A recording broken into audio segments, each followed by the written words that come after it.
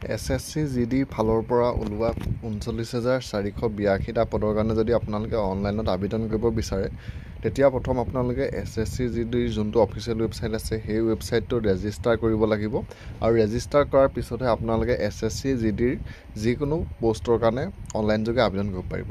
তো আজিৰ এই ভিডিঅ'টোত মই আপোনালোকক দেখুৱাম SSC GDৰ যি অনলাইন ৰেজিষ্ট্ৰেশ্যন সেয়া আপুনি নিজৰ মোবাইলতে অতি সহজে কেনেকৈ কৰিব পাৰিব।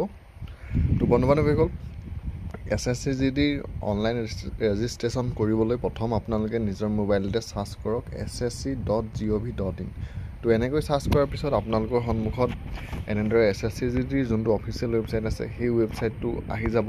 তো ইয়াত আপোনালোকে কাষত যোনটো থ্ৰী ডট আছে আপোনালোকে থ্ৰী ডটত ক্লিক কৰিব। ইয়াত অহাৰ পিছত আৰু থ্ৰী ডটত ক্লিক কৰাৰ লগে লগে আপোনালোকে অলপ তললৈ যাব। তললৈ গ'লে ইয়াত দেখিব এটা অপশ্যন আছে এপ্লাই বুলি।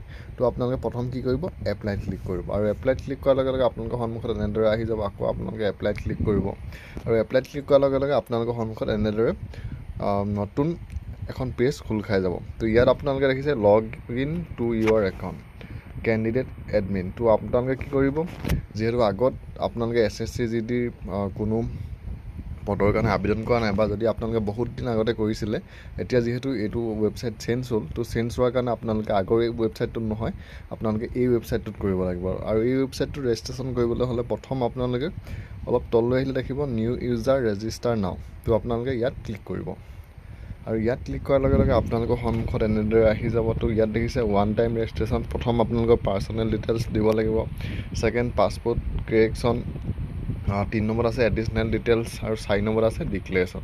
তো আপোনালোকৰ এই 4টা ষ্টেপ ইয়াত সম্পূৰ্ণ কৰিলে আপোনাৰ যোনটো SSC GD ৰেজিষ্ট্ৰেশ্যন হয় সেইটো সম্পূৰ্ণ হৈ যাব। তো ইয়াত প্ৰথম আপোনালোকে কি কৰিব, ইয়াত যোনটো কণ্টিনিউ অপশ্যন আছে আপোনালোকে কণ্টিনিউত ক্লিক কৰিব।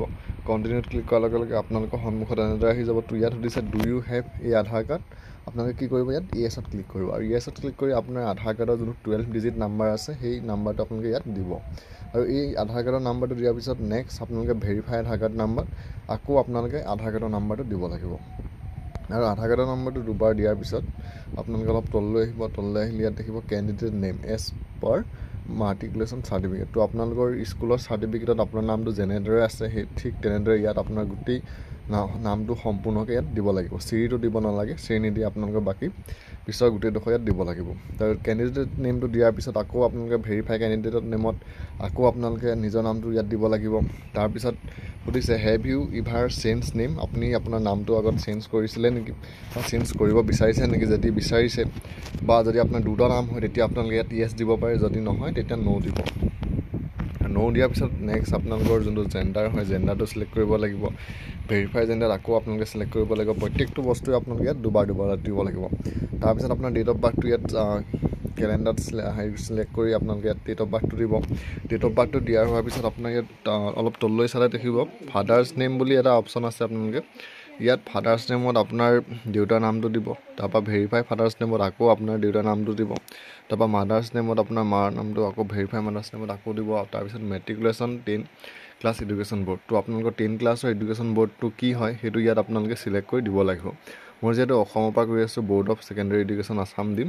তো ইয়াতো আপোনালোকে এনেদৰে দুবাৰ গোটেই বস্তুকেইটা দি ল'ব আৰু দিয়াৰ পিছত আপোনাৰ যোনটো মেট্ৰিকৰ ৰোল নাম্বাৰ হয় সেই ৰোল নাম্বাৰটো আপোনালোকে ইয়াত দিব লাগিব। ৰোল নাম্বাৰটো দিয়াৰ পিছত আকৌ ৰোল নাম্বাৰটো দুবাৰ দিব, তাৰপৰা কোন চনত পাছ কৰিছিলে পাছ কৰা চনটো দিব। পাছ কৰা চনটো দিয়াৰ পিছত আপোনালোকৰ আকৌ তলত দিব লাগিব হায়েষ্ট লেভেল এডুকেশ্যন কোৱালিফিকেশ্যন, মেট্ৰিকৰ পিছত আপোনালোকে কিমানলৈকে পঢ়িলে সেইটো ইয়াত আপোনালোকে দিব লাগিব। যদি আপোনালোকে হায়াৰ ছেকেণ্ডেৰীলৈকে পঢ়িছে হায়াৰ ছেকেণ্ডেৰী 10+2 আপোনালোকে ক্লিক কৰিব আৰু যদি আপোনালোকে গ্ৰেজুৱেশ্যনটো সম্পূৰ্ণ কৰিলে তেতিয়া গ্ৰেজুৱেশ্যনত ক্লিক কৰিব। আৰু ইয়াত আপোনালোকৰ যিহেতু এইটো 10 পাছৰ পষ্ট আপোনালোকৰ ইয়াত হায়াৰ ছেকেণ্ডেৰী পাছ নকৰা হ'লেও হ'ব। যদি আপোনালোকে 10 পাছৰ ওপৰত পঢ়িছে তেতিয়া আপোনালোকে ইয়াত চিলেক্ট কৰিব। গ্ৰেজুৱেশ্যন হ'লে গ্ৰেজুৱেশ্যনটো ইয়াত আপোনালোকে দিব।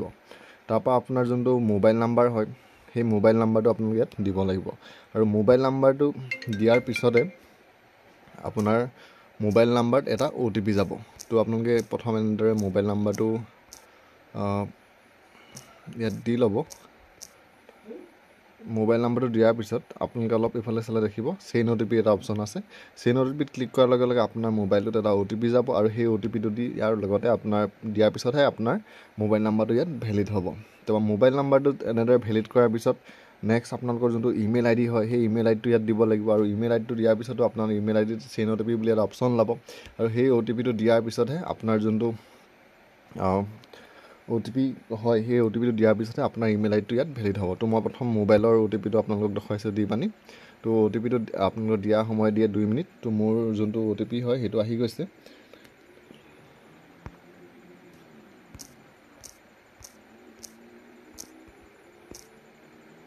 আপোনালোকেও এনেদৰে মোবাইলৰ অ' টি পিটো দি ভেলিডেটত ক্লিক কৰিব আৰু ভেলিডেটত ক্লিক কৰাৰ লগে লগে দেখিছে মোৰ যোনটো মোবাইল নাম্বাৰ হয় সেইটো ইয়াত অ' টি পিটো ভেলিডেট হৈ গৈছে। তো আপোনালোকেও এনেদৰে মোবাইল আৰু ইমেইলটো ভেলিডেট কৰি ল'ব। ভেলিডেট কৰাৰ পিছত আপোনালোকে ছেভ এণ্ড নেক্সটত ক্লিক কৰিব।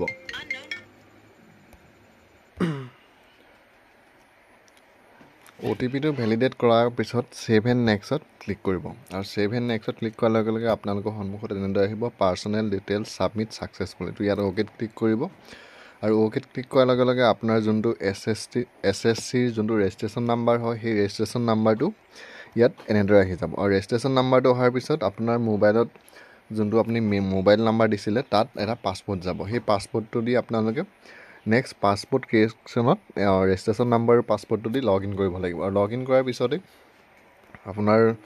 আপোনাৰ যোনটো অ' টি পি যাব সেই অ' টি পিটো দি আপোনালোকে পাছপোৰ্ট এটা দিব লাগিব। পাছপোৰ্টটো দিয়াৰ পিছত এডিশ্যনেল ডিটেইলছত আপোনাৰ কাষ্ট কি হয় আৰু আপোনালোকৰ সেইখিনি বাকী আপোনাৰ যোনটো এড্ৰেছ হয় আপোনাৰ গাঁও তাৰপিছত PS কি হয় আদি সকলোবিলাক ভৰাই পানি ছাবমিটত ক্লিক কৰিব আৰু ছাবমিটত ক্লিক কৰাৰ পিছতে আপোনালোকৰ ডিক্লেৰেশ্যনত টিক কৰিবলৈ আহিব আৰু টিক কৰাৰ লগে লগে টিক কৰাৰ পিছত আপোনালোকে তলত ছাবমিট বুলি যাব আৰু ছাবমিটত ক্লিক কৰাৰ লগে লগে আপোনাৰ SSC যোনটো ৰেজিষ্ট্ৰেশ্যন হয় সেই ৰেজিষ্ট্ৰেশ্যনটো ইয়াত সম্পূৰ্ণ হৈ যাব আৰু ৰেজিষ্ট্ৰেশ্যনটো সম্পূৰ্ণ হোৱাৰ পিছতেই আপোনালোকে SSC যোনকেইটা প'ষ্ট আহিছে সেই প'ষ্টকেইটাৰ কাৰণে অনলাইন যোগে আবেদন কৰিব পাৰিব। তো বন্ধু বান্ধৱীসকল আপোনালোকেও এনেদৰে SSC কাৰণে অনলাইনত যোগে ৰেজিষ্ট্ৰেশ্যন কৰিব পাৰিব।